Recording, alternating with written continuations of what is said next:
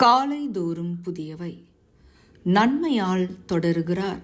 ஜனவரி 13. என் ஜீவனுள்ள நாளெல்லாம் நன்மை என்னை தொடரும். சங்கீதம் 23:6. நன்மை என்பதற்கான எபிரேய வார்த்தைக்கு ஒத்த சொற்கள் பல இருக்கின்றன. இதை இனிமையானது, ஏற்றுக்கொள்ளக்கூடியது, பயனுள்ளது, அழகானது, சிறந்தது, தயாளமானது, மகிழ்ச்சியானது, எளிதானது, நியாயமானது, அனுகூலமானது, கருணை நிறைந்தது, கனிவானது, விலைமதிப்பற்றது, செழிப்பானது, நன்மதிப்புள்ளது என்றெல்லாம் சொல்லலாம். சொல்லப்போனால் இவையெல்லாம் நன்மைத்தான். ஆனால் இதில் ஒரு பிரச்சனை உள்ளது. ஒருவர் நன்மை என்று நினைப்பது இன்னொருவருக்கு நன்மையாக இருக்காது. 7ஆம் நாளை ஓய்வு நாளாக ஆசரிப்பது நன்மை என்று ஒருவர் நினைக்கலாம். அப்படி அல்ல, ஞாயிற்றுக்கிழமையை ஆசரிப்பதுதான் நன்மை என்று இன்னொருவர் நினைக்கலாம். எந்த நாளையும் ஆசரிக்க தேவையில்லை என்று வேறொருவர் சொல்லலாம்.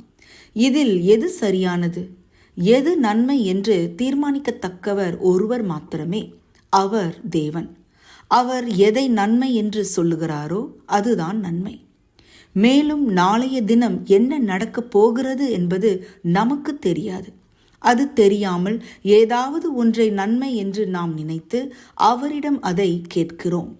ஆனால் இறுதியில் அது தீமையாக முடியும் என்று நம் அன்புள்ள தகப்பனுக்கு தெரியும் என்றால் எவ்வாறு அதை நமக்கு தருவார்?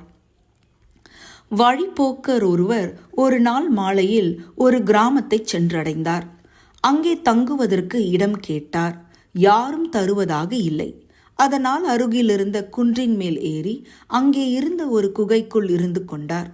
இரவிலே அவர் ஏற்றி வைத்திருந்த விளக்கு அணைந்து விட்டது.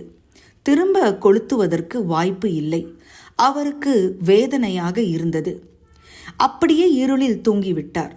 மறுநாள் காலையில் அவர் அங்கிருந்து புறப்பட்ட போது தூரத்திலே பலர் குதிரைகளில் செல்வது தெரிந்தது.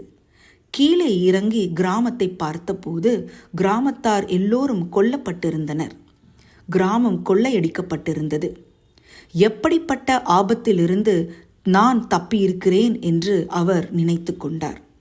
கிராமத்தார் இடம் கொடுத்திருந்தால் அவரும் கொல்லப்பட்டிருப்பார். விளக்கு அணையாமல் இருந்தால் கொள்ளையர்கள் குகைக்கு வந்து பார்த்திருப்பார்கள். அவரையும் கொன்றிருப்பார்கள். எல்லாம் நன்மைக்கே என்பதை புரிந்து கொண்டார். இன்றைக்கு நீங்கள் தீமை என்று நினைப்பது நன்மையாக முடியும். தேவன் எல்லாவற்றையும் அவருடைய பிள்ளைகளுக்கு நன்மைக்கு ஏதுவாகவே நடத்துகின்றார். இன்று மட்டுமல்ல, எப்பொழுதும் நன்மைக்கு ஏதுவாகவே நடத்துவார். நீங்கள் நித்தியமாக அவரோடு இருக்க வேண்டும் என்பதுதான் அவருடைய ஆசை. ஜெபம்.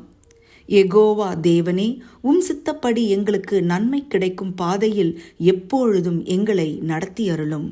ஆமேன்.